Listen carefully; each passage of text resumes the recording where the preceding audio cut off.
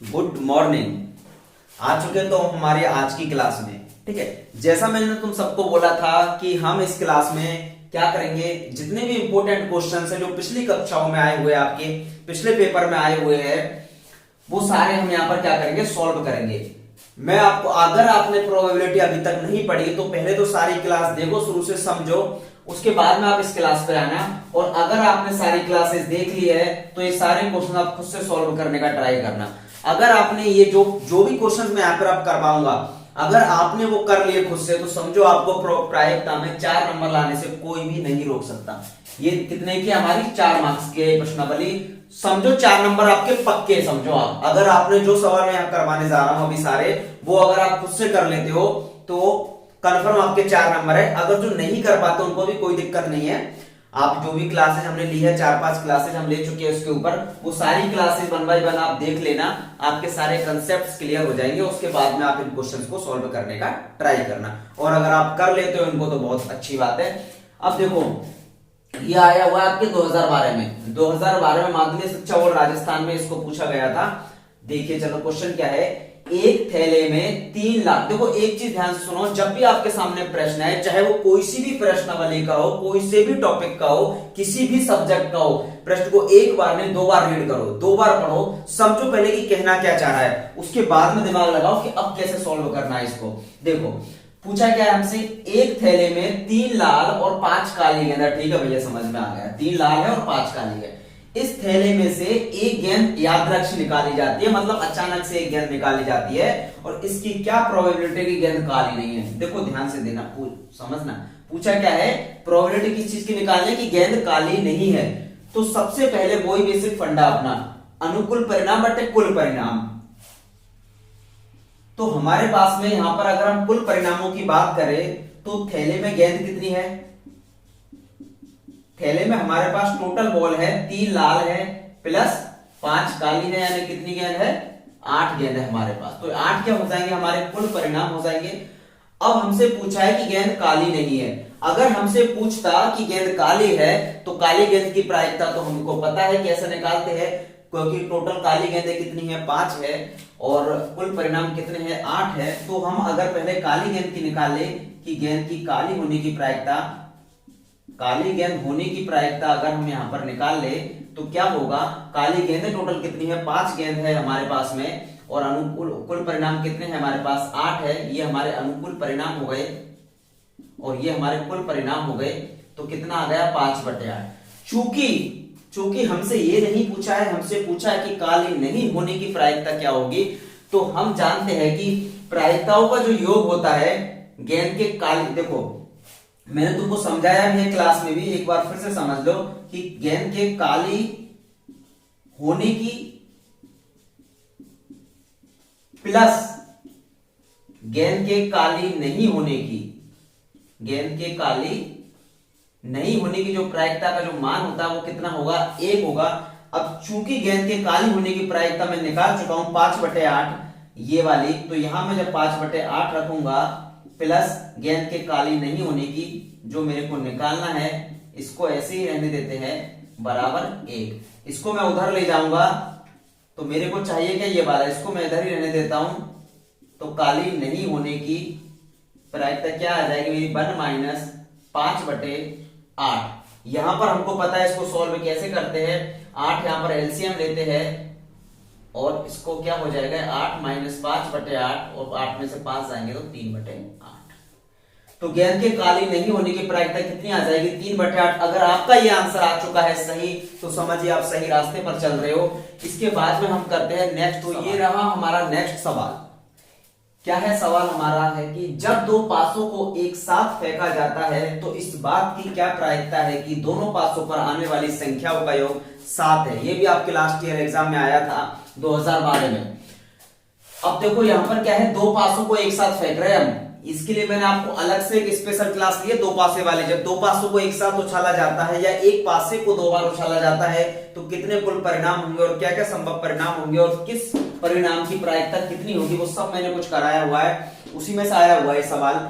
ये सवाल है कि जब दोनों पासों पर आने वाली संख्याओं का योग 7 हो, तो देखो जब आप 2 पासों को एक साथ उछालते हो, पहली बात तो दो पासों को एक साथ उछालते हो तो आपके पास जो कुल परिणाम जो आपको मिलते हैं, कुल परिणाम जो आपको मिलते हैं वो कितने मिलते हैं, कैसे निकालते हैं हम, क्योंकि पासों पर जो अंकों का जो अंक अंकित होते हैं वो कितने होते हैं, 1 से 6 तक होते हैं।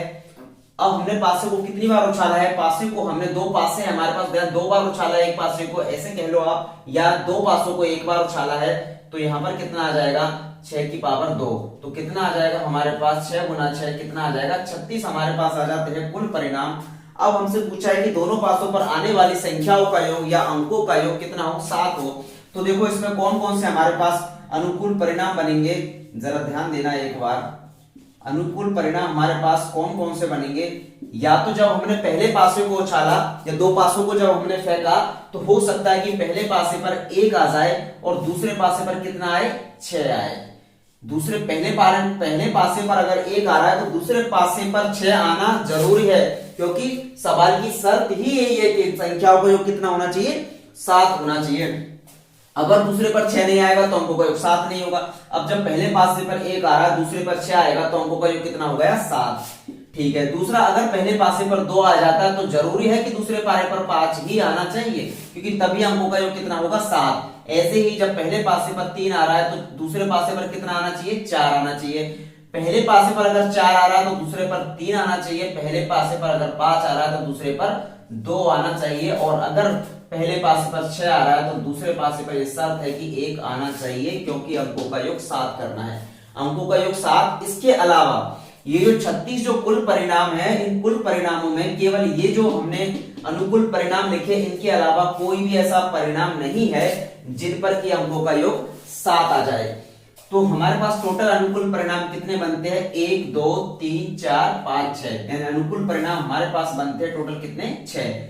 अब हमें पूछा है प्रायिकता, तो प्रायिकता कितनी हो जाएगी हमारे पास, जब अंकों का योग कितना हो, जब अंकों का योग कितना हो, अंकों का योग 7 हो, तो इस बात की प्रायिकता कितनी हो जाएगी, अनुकूल परिणाम बटे कुल परिणाम कितने हमारे पास 36, और इसको हम 6 से काट देंगे एक बार, 1/6। ये हमारा आंसर रहा इस क्वेश्चन का। बहुत अच्छा क्वेश्चन है, उतार लो, लिख लो कहीं पर। अब चलते हैं हम नेक्स्ट क्वेश्चन, चलिए बढ़ते हैं तो हमारे अगले क्वेश्चन की तरफ।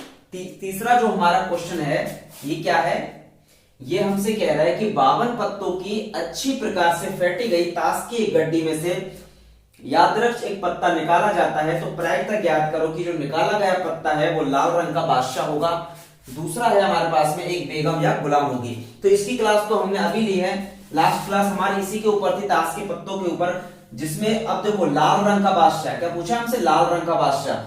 तो मैंने तुमको समझाया था कि जैसे हमारे पास ताश का सवाल आता है तो हमें क्या होना चाहिए, बेसिकली हमें पहले पता होना चाहिए कि कौन से पत्ते ताश की गड्डी में कितने होते हैं, कितने प्रकार के होते हैं। तो जो लाल रंग के जो पत्ते होते हैं वो कितने होते हैं, हमारे पास 26 पत्ते होते हैं ताश की गड्डी में। 52 जो पत्ते होते हैं उनमें से लाल रंग के कितने होते हैं, 26 होते हैं। और ये 26 जो लाल रंग के पत्ते होते हैं ना, इसमें भी ये 13 भागों में बटे हुए होते हैं। 13 जो पत्ते होते हैं तुम्हारे पास पान के होते हैं, और 13 तुम्हारे पास किसके होते हैं, ईंट के होते हैं। और हर एक 13 का जो सेट होता है, इसमें क्या होता है हमारे पास में, एक क्या होता है हमारे पास में, बादशाह होता है, जिसको हम किससे लिखते हैं, जिसको हम के से लिखते हैं। ऐसे ही जो ईंट के 13 पत्ते हैं, इनमें भी हमारे पास एक बादशाह होगा, यानी कि लाल रंग के जो हमारे पास टोटल 26 पत्ते हैं, 26 पत्तों में एक पत्ता तो हमारे पास पान का बादशाह हो जाएगा, एक पत्ता हमारे पास ईंट का बादशाह हो जाएगा, यानी कि हमारे पास टोटल बादशाह कितने हो जाएंगे, टोटल बादशाह हो जाएंगे हमारे पास 2। तो यही हमसे पूछ रहा है कि लाल रंग का बादशाह होने की प्रायिकता क्या होगी। तो लाल रंग का बादशाह होने की जो प्रायिकता हो जाएगी वो कितनी हो जाएगी, अनुकूल परिणाम, अनुकूल परिणाम हमारे पास 2 हो जाएंगे, और जो कुल परिणाम है वो हमारे पास ताश की गड्डी में कितने पत्ते होते हैं, 52। तो ये हो जाएगा हमारे पास 52, 2 से काट देंगे इसको, 1/26। बहुत बढ़िया सवाल ये वाला सवाल। देखो, एक बेगम अथवा गुलाम होगी, इस बात की क्या प्रायिकता है, यहां पर तुम क्या कंफ्यूजन नहीं होना तुम्हें। यहां पर पूछा एक बेगम अथवा गुलाम, अथवा का मतलब होता है या, यानी कि बेगम भी हो सकती है और गुलाम भी हो सकता है। बेगम और गुलाम दोनों को ही शामिल करना है हमें यहाँ पर। बेगम भी हो सकता है जो निकाला गया पत्ता है, या फिर वो गुलाम भी हो सकता है। तो जो टोटल पत्ते होते हैं हमारे पास कितने होते हैं, 52 पत्ते होते हैं। अब हमें सबसे पहले पता लगाना कि बेगम कितनी होती है, 52 पत्तों में से कितनी बेगम होती है, क्योंकि हमें कोई स्पेसिफाई नहीं करा यहाँ पर कि तुम्हें पान की बेगम चाहिए या ईंट की बेगम चाहिए या हुक्म की चाहिए या तुम्हें लाल रंग की या काले रंग की चाहिए। हमें तो कहा है कि भाई बेगम चाहिए, कोई सी भी बेगम हो सब चलेगी, बेगम होनी चाहिए, सब चलेगी, चाहे वो पान की हो चाहे ईंट की हो, कोई भी बेगम हो तुम तो बता दो भाई, या फिर गुलाम हो कोई सा भी, सब चलेंगे। तो देखो ये टोटल 52 पत्ते होते हैं, 52 को चार चार भागों में सॉरी 4 भागों में बांटा होता है, 13-13 के सेट में, 13-13 के सेट के 4 सेटों में इनको बांटा होता है, और हर 13 पत्तों में क्या होता है, एक बेगम होती है। यानी कि 4 जो 13-13 के सेट होते हैं उसमें 4 क्या होती है, बेगम होती है ना। टोटल 52 पत्तों में क्या होती है, 4 तो क्या होती है हमारे पास में बेगम होती है, और 4 ही हमारे पास में ऐसे ही क्या होते हैं, गुलाम होते हैं। यानी कि हमारे पास जो अनुकूल परिणाम है वो कितने हो जाएंगे, अनुकूल परिणाम हमारे पास 4 बेगम और 4 गुलाम, तो कितने हो जाएंगे, 8 हो जाएंगे। और कुल परिणाम हमारे पास कितने हैं, 52 है। तो ये हो जाएगा हमारा 8/52। इसको आप काट लीजिए, 4 से काट दीजिए आप, 4 से ये कट जाएगा 2 बार, और ये तुम्हारा कट जाएगा 4 से 13 बार, और फिर तो कितना आ जाएगा हमारे पास में 2/13। ठीक है, बहुत अच्छा सवाल है, इसको तो कर ही लो आप, बहुत ज्यादा अच्छा सवाल है। फिर बढ़ते हैं हम हमारे अगले सवाल की तरफ। चलिए तो हम करते हैं नेक्स्ट सवाल। देखो ध्यान देना, बहुत शानदार सवाल है, बहुत जबरदस्त सवाल है, मजा आ जाएगा तुमको। जिसने ये कर लिया ना समझो, तो मैं मान लूंगा कि भाई उसकी प्रोबेबिलिटी पूरी अच्छी से समझ में आ चुकी है और वो कोई सा भी सवाल कर सकता है। देखो सवाल पढ़ो ध्यान से। एक पेटी में 30 डिस्क है, ठीक है, एक पेटी में क्या है, 30 डिस्क है, जिन पर 1 से 30 तक संख्याएं अंकित है। 1 से 30 तक संख्या है, मतलब 1 2 3 4 5 6 से लेकर के कितनी 30 तक संख्या अंकित है। यदि इस पेटी में से एक डिस्क यादृक्ष निकाली जाती है तो इसकी प्रायिकता ज्ञात करो कि इस डिस्क पर जो अंकित होगी वो 2 अंकों की संख्या होगी या एक पूर्ण वर्ग संख्या होगी। देखो है क्या, बेसिकली समझो, एक पेटी के अंदर क्या है, कुछ डिस्क रखी हुई है, एक डिस्क के ऊपर क्या है, कुछ नंबर अंकित है, और नंबर जो है वो कौन से है, 1 से 30 तक है। अब हमने क्या करना है, हमने पेटी में हाथ डाला और एक डिस्क को बाहर निकाला। तो जो डिस्क को बाहर निकाला वो हमसे पूछ रहा है कि बताओ कि इस डिस्क पर जो संख्या अंकित होगी वो 2 अंकों की कोई संख्या होगी, इस बात की प्रायिकता क्या है। तो देखो 2 अंकों की संख्या किसमें से, 1 से 30 तक में से। तो ध्यान दो 1 से 30 तक हमारे पास संख्या है, तो मैं 2 अंकों की संख्या कौन कौन सी होती है, 1 2 3 4 5 6 7 8 9, 9 तक तो 9 तक तो क्या होता है हमारे पास 1 अंक की होती है। 9 के बाद में जब हम चलते हैं तो 10 होता है हमारे पास, 11 होता है, 12 होता है, 13 होता है, 14 होता है, 15 होता है, 16 होता है, 17 होता है, 18 होता है, 19 होता है, 20 होता है, 21 22 23 24 25 26 27 28 29 और 30, ये होते हैं हमारे पास 2 अंकों की संख्या। यही होती है ना, देखो ध्यान से, 2 अंकों की यही होती है। इससे पहले वाली जो संख्या है 9 8 7 6 5, तो वो तो सारी क्या है, 1 अंक की है, तो उनको तो हम काउंट नहीं करेंगे। और हमें लेना भी कहां तक है, 30 तक लेना है, क्योंकि इसने बोला हुआ है क्योंकि 1 से 30 तक की संख्या अंकित है, इन्हीं के अंदर से हमें कोई संख्या लेनी है और 2 अंकों की होनी चाहिए। तो ये सारी संख्या क्या है, 2 अंकों की भी है और 1 से 30 के बीच में भी है। तो यही हमारे क्या हो जाएंगे, यही हमारे अनुकूल परिणाम हो जाएंगे, यही क्या हो जाएंगे हमारे अनुकूल परिणाम। अब देखो कितनी है ये संख्या है, 1 2 3 4 5 6 7 8 9 10 11 12 13 14 15 16 17 18 19 20 21, कितनी है, 21 टोटल। तो हमारे पास 2 अंकों की संख्या के लिए इसकी जब हम प्रायिकता निकालेंगे तो प्रायिकता क्या हो जाएगी, इसकी प्रायिकता क्या होती है, हमें अनुकूल परिणाम बटे कुल परिणाम। चूंकि कुल परिणाम हमारे पास कितने हैं, 30 है, और अनुकूल परिणाम हमारे पास 21 है, तो कितना हो जाएगा 21/30। इसको आप 3 से काट दीजिए, 3 7 21 और ये कट जाएगा 10 बार, ये आ जाएगा हमारे पास 7। तो बहुत बढ़िया सवाल है। दूसरा देखो, दूसरा हमसे पूछा है पूर्ण वर्ग संख्या हो, मतलब कि जो डिस्क हमने निकाली है अचानक से, तो उस पर जो नंबर अंकित होंगे वो एक पूर्ण वर्ग संख्या होगी। इस बात की प्रोबेबिलिटी कितनी है, कितनी इस बात की प्रायिकता है कि जो हमने डिस्क निकाली उस पर एक जो संख्या आएगी वो एक पूर्ण वर्ग होगी। पूर्ण वर्ग का मतलब तुम समझो, पूर्ण वर्ग का मतलब है जिसको अगर अपन स्क्वायर करें तो वो एक संख्या आ जाए। पूर्ण वर्ग संख्या का मतलब क्या है, बेसिकली पूर्ण वर्ग संख्या होती है, देखो जैसे कि आपने देखा 4 का अगर हम रूट करते हैं तो कितना आ जाता है, 2। 4 क्योंकि क्या है हमारी एक पूर्ण वर्ग संख्या है। ऐसे ही आप 9 को देखो, 9 को अगर हम रूट करते हैं तो क्या आएगा हमारे पास 3, क्योंकि 3 गुना 3 सी तो बनाएंगे, 3 गुना 3 से ही बना है हमारे पास 9, तो कितना आएगा हमारे पास में 3। तो 9 क्या है हमारी एक पूर्ण वर्ग संख्या है। ऐसे ही 16 हमारी एक पूर्ण वर्ग संख्या है। ऐसी 25 हमारी, यानी कि जिनका स्क्वायर बनता है, जिनका क्या होता है, जिनका वर्गमूल बनता है और वर्गमूल में खुल करके वो रूट के अंदर नहीं आती, एक पूर्ण संख्या आ जाती है, वही हमारी क्या होती है, पूर्ण वर्ग संख्या होती है।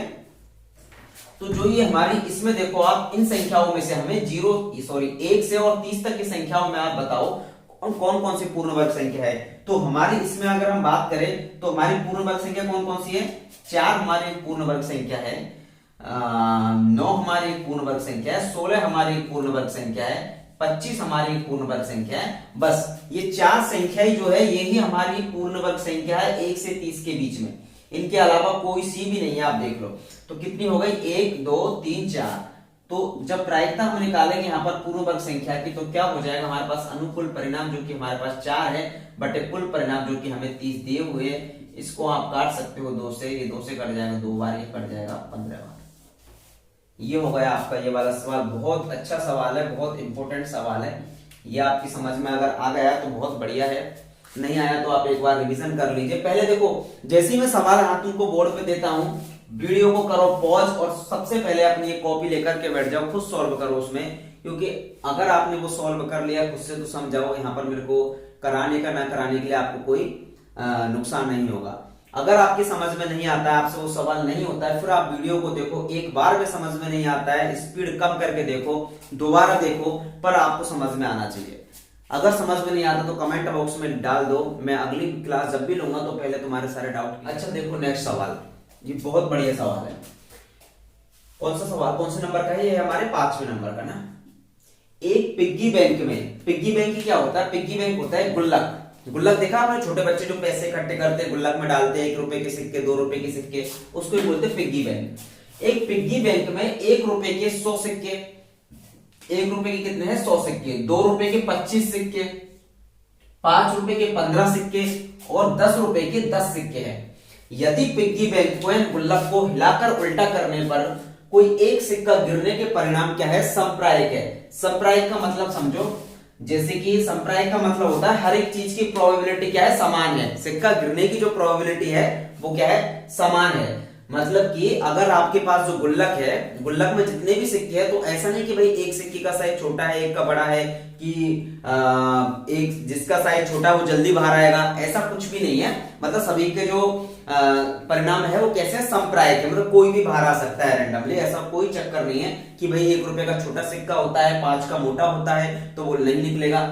मतलब कि ऐसा कुछ नहीं है, सारे परिणाम क्या है, संप्रायिक, कोई भी सिक्का बाहर आ सकता है। तो हमसे पूछ रहा है कि इसकी क्या प्रायिकता है कि गिरा हुआ जो सिक्का है, जब हम गुल्लक को उल्टा करेंगे तो जो सिक्का बाहर निकलेगा वो कैसा होगा हमारा, वो 2 रुपए का होगा या वो 5 रुपए का होगा, ये सवाल हमसे पूछा है। तो सबसे पहले तो देखो, सबसे पहले हमारे सामने क्या है, सबसे पहले तो हमें ये पता होना चाहिए कि टोटल गुल्लक के अंदर सिक्के कितने हैं, ताकि हमें कुल परिणाम तो पता हो कि भाई जो सिक्का बाहर आएगा वो कितने सिक्कों में से बाहर आएगा, कुल सिक्के जो है गुल्लक के अंदर वो कितने हैं। तो देखो यहाँ पर देखो आप 1 रुपए के कितने हैं, कुल परिणाम की बात करते हैं हम यहाँ पर, ठीक है। तो कुल परिणाम देखो आप, कुल परिणाम के लिए हम क्या करेंगे, हमारे पास सिक्के देखो, 1 रुपए के कितने हैं 100 सिक्के, प्लस 2 रुपए के कितने हैं 25 सिक्के, प्लस 5 रुपए के कितने हैं 15 सिक्के। सिक्कों की संख्या जोड़ रहे हैं हम, रुपयों को नहीं जोड़ रहे, सिक्कों की संख्या जोड़ रहे हैं। और 10 रुपए के कितने हैं हमारे पास 10 सिक्के। तो टोटल हमारे पास कितने सिक्के हो जाते हैं, ये हो जाते हैं हमारे पास 150। अब हमारे पास ये जो 150 हो चुके हैं, 150 सिक्के हैं हमारे पास, ठीक है। ये हमारे क्या है, ये हमारे रहेंगे कुल परिणाम। अब देखो, अब हमसे पूछा क्या है, अब हमसे पूछा है जो सिक्का जो गिरा है वो 2 रुपए का होगा, इस बात की प्रायिकता क्या है। तो पहला हम यहां पर देखते हैं, 2 रुपए का होगा सिक्का जो है वो 2 रुपए का होगा।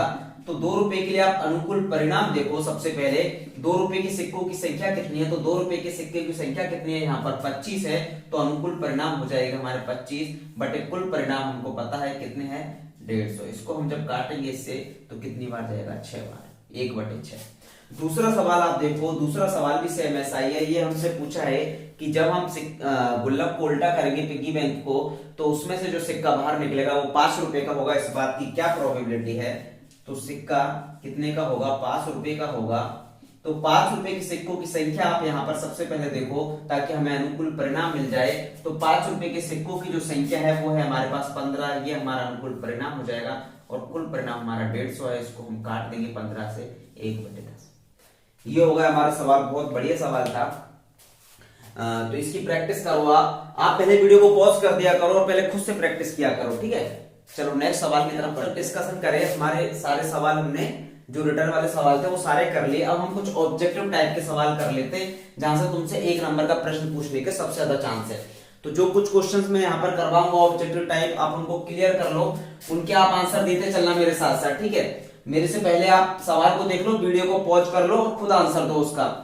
अब देखो पहला सवाल, यदि पीई डैश यानी पीई डैश नहीं की प्रायिकता, नहीं घटित नहीं होने की, घटना घटित नहीं होने की प्रायिकता 0.95 है, 0.95 है, तो घटना घटित होने की प्रायिकता क्या होगी? तो देखो बताओ तो उसमें से क्या होगी, A 0.83 या ये क्या होगी? तो हमें पता है कि जो घटना घटित होने की प्रायिकता अगर हमें दी हुई हो तो घटना घटित नहीं होने की प्रायिकता के लिए हम क्या करेंगे, एक में से उसको लेस कर देंगे। अब यहाँ पर हमें घटना घटित नहीं होने की प्रायिकता 0.95 दी है और घटना घटित होने की प्रायिकता पूछी है, तो हम इसके लिए क्या करेंगे, इसको एक में से लेस कर देंगे, एक में से घटा देंगे। तो एक में से जब आप घटाओगे तो क्या आएगा, ये 0.05 और ये हमारा कौन से ऑप्शन में है, ये हमारा बी ऑप्शन में। तो हमारा कौन सा ऑप्शन करेक्ट हो जाएगा, बी। दूसरा सवाल देखो, निम्न में से प्रायिकता का संभव मान नहीं है। सवाल की तरफ ध्यान दो, निम्न में से प्रायिकता का संभव मान नहीं है, जो मान हो ही नहीं सकता वो हमें वो ही क्या होगा, हमारा यहाँ पर सही होगा। अब इसमें से हमें देखना है कि कौन सा हमारा सही है। 0.30 का प्रायिकता का मान हो सकता है, बिल्कुल हो सकता है, क्योंकि प्रायिकता का मान हमें पता है 0 या 0 से क्या होता है, बड़ा होता है, और 1 या 1 से छोटा होता है। तो 0.30 हो सकता है, 0.75 भी हो सकता है, बिल्कुल हो सकता है, 0.999 ये भी हो सकता है, क्योंकि ये 1 0 से क्या है, बड़ा है, और 1 से क्या है, छोटा है, तो ये भी प्रायिकता का मान हो सकता है। लेकिन 1.5 ये कभी प्रायिकता का मान नहीं हो सकता, किसी भी हालत में नहीं हो सकता, क्योंकि प्रायिकता का मान तो हमेशा 1 होता है, इसलिए हमारा आंसर क्या हो जाएगा, 1.5। तीसरा सवाल देखो, प्रायिकता का मान होता है, यहां से हमसे प्रायिकता का मान पूछ लिया कि प्रायिकता का मान कौन सा होता है। तो यहां पर देखो पहला है हमारे पास ऑप्शन ए में है, एक से ज्यादा होता है क्या प्रायिकता का मान, बिल्कुल नहीं होता, तो ये हमारा आंसर नहीं हो सकता। बी में हमसे बोला 1 से कम, तो 1 से कम होता तो है लेकिन जरूरी कि 1 से ही कम हो हमेशा, तो ये भी हमारा आंसर नहीं होगा। प्रायिकता का मान होता है 0 से बड़ा, 0 से बड़ा ये कुछ श्योर नहीं है, 0 भी हो सकता है प्रायिकता का मान, तो हमें पता है, तो ये भी हमारा गलत हो गया। इस ऑप्शन को एक बार ध्यान से देखो, सी ऑप्शन को क्या बोला है, 0 के बराबर या 0 से बड़ा, बिल्कुल 0 के बराबर या 0 से बड़ा होता है मान, और 1 के बराबर या 1 से कम, 1 भी हो सकता है प्रायिकता का मान और 1 से कम भी होता है। यानी प्रायिकता की जो लिमिट होती है वो क्या होती है, प्रायिकता का जो मान होता है वो 0, देखो ध्यान से देख लेना, 0 या 0 से बड़ा, इसका मतलब है इससे बड़ा, जिधर की तरफ ये मुंह खुल जाए उसका मतलब है ये बड़ा है किससे, इससे, और बराबर का चिन्ह भी लग रहा है साथ में, बराबर का निशान लग रहा है, तो इसका मतलब क्या है कि इसके बराबर भी हो सकता है। यानी प्रायिकता का मान 0 से बड़ा या 0 के बराबर, और 1 या 1 से छोटा। ये जो बराबर का लग रहा है इसका मतलब है 1 के बराबर भी हो सकता है और 1 से छोटा भी हो सकता है, लेकिन इसके जो भी होगा प्रायिकता का मान वो इनके बीच में ही कहीं ना कहीं होगा। इसको भी आप याद कर लो, 1 नंबर में सीधा आपसे लिमिट देख सकता है, सीमा पूछ सकता है, प्रायिकता की सीमा क्या होगी, तो इसको भी आप देख लो। चलो करते हैं, चलिए तो बढ़ते हैं हमारे अगले सवाल की तरफ। देखो चौथा सवाल है हमारा, एक निश्चित घटना की प्रायिकता होती है, किसकी पूछ रहा है हमसे, एक निश्चित घटना की। तो निश्चित घटना की जब हमें पता, निश्चित घटना बोले तो निश्चित घटना जो कि होना ही होना है, जो हमें पता है। जैसे मैंने तुमको एग्जांपल दिया कि कल सूरज पूरब से निकलेगा, इस बात की क्या प्रायिकता है, ये कैसी घटना है, एक निश्चित घटना है, क्योंकि हमें पता है घटेगी ये घटना। तो जो घटने के श्योर होता है, जो हमेशा की भाई इनकी पॉसिबिलिटी 100% होती है, वो कौन सी होती है, हमारी निश्चित घटना होती है, सूरज का पूरब से निकलना। तो ये क्या है हमारी निश्चित घटना, तो निश्चित घटना की जो प्रायिकता होती है वो क्या होती है, हमारी हमेशा 1 होती है, ठीक है। दूसरा सवाल, अब देखो ये निश्चित घटना की प्रायिकता क्या है, एक है, एक होती है असंभव घटना, एक कौन सी होती है, असंभव घटना। असंभव घटना की अगर तुमसे पूछे कि असंभव घटना की जो प्रायिकता होगी वो क्या होगी, तो असंभव घटना की जो प्रायिकता होती है वो 0 होती है, लेकिन निश्चित घटना की जो प्रायिकता होती है वो क्या होती है, वो 1 होती है। दूसरा सवाल देखो, एक सिक्के को एक बार उछालने पर चित्त आने की क्या प्रायिकता होगी। एक सिक्के को हम कितनी बार उछाल रहे हैं, एक बार उछाल रहे हैं, और हमसे पूछा चित्त आने की प्रायिकता क्या होगी। तो हमको पता है जब सिक्के को एक बार उछाला जाता है तो या तो हमें चित्त आएगा यानी हेड आएगा, या हमारा फिर पट्ट आएगा, टेल आएगा। इसको बोलते हैं चित्त और इसको बोलते हैं पट्ट।